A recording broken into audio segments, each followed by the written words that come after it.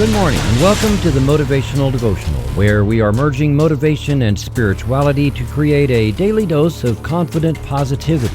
I hope that this morning's podcast will help you to be more spiritually and positively motivated so that you can transform your day.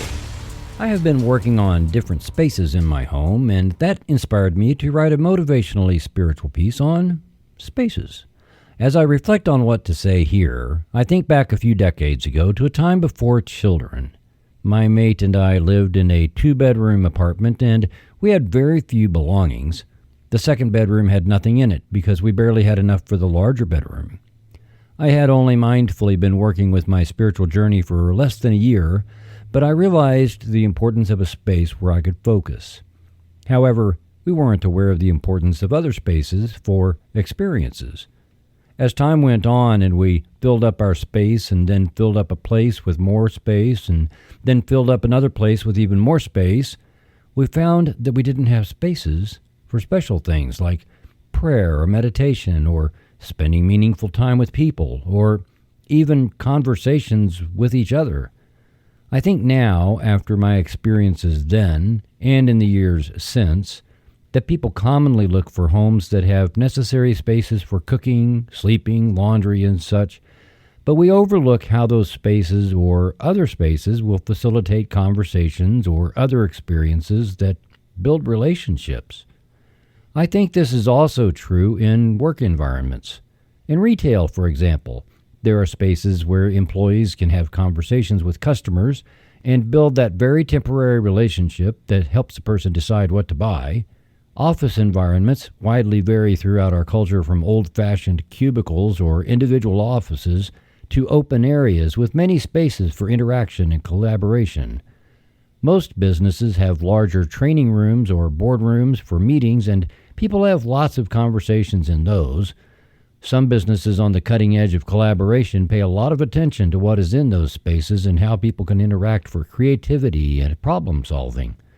Imagine trying to create a major project while sitting on copy paper boxes in a storeroom. It could be done, but the end result may be less than desirable. Churches, schools, and clubs might have intentional spaces for conversations as well as isolation. The sanctuary of a church is such a space for public relationship building, and some have meditation gardens or prayer walks for individual reflection. I like to be intentional about my space at work as well as spaces at home so that I can have clarity of purpose where I am and around what I am doing. At work, it's pretty simple. I need a space where I can have conversations. At home, however, having learned from those tight days of having cluttered my spaces so that none of them could be intentional, I am paying attention to what goes on in each space. I don't have a TV in my bedroom because that room is for rest and renewal. Thus, there is a sound system for music, and I like to play beach waves while sleeping. The backyard was just a yard with some plants here and there and a bird feeder on a dilapidated old arch, but I took that out, and between the plants created a space for a fire pit and a bench so that it could be a relaxing space for conversations by a fire. And I already had all the pieces, so it didn't cost me anything. I'm paying attention to the living room where the TV is, and it is a space for entertainment and enjoying time with friends and family. The dining room is intentionally a space for conversations around a dinner table and is next to the kitchen for ease of access.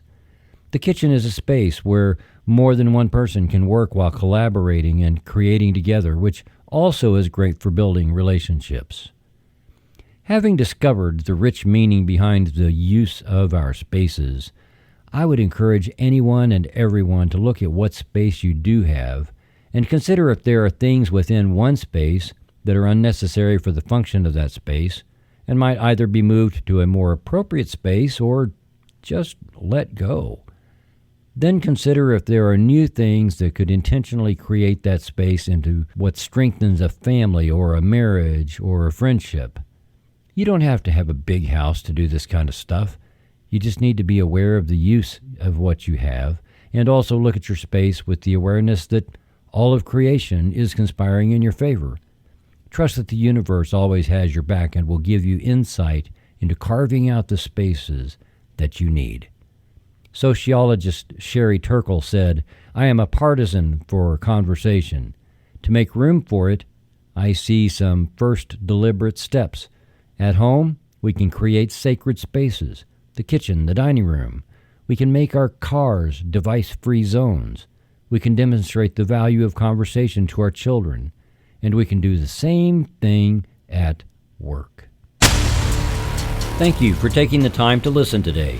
Please help keep this podcast going by following the Motivational Devotional Facebook page, following at Threefold Way Radio on Twitter, and sharing the written format of today's message from motivational-devotional.com on your social media.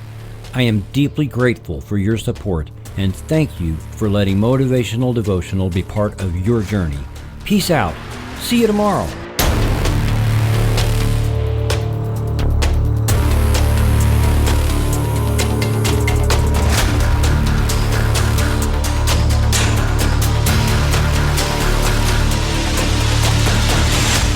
Motivational Devotional is a production of Threefold Way Radio, LLC.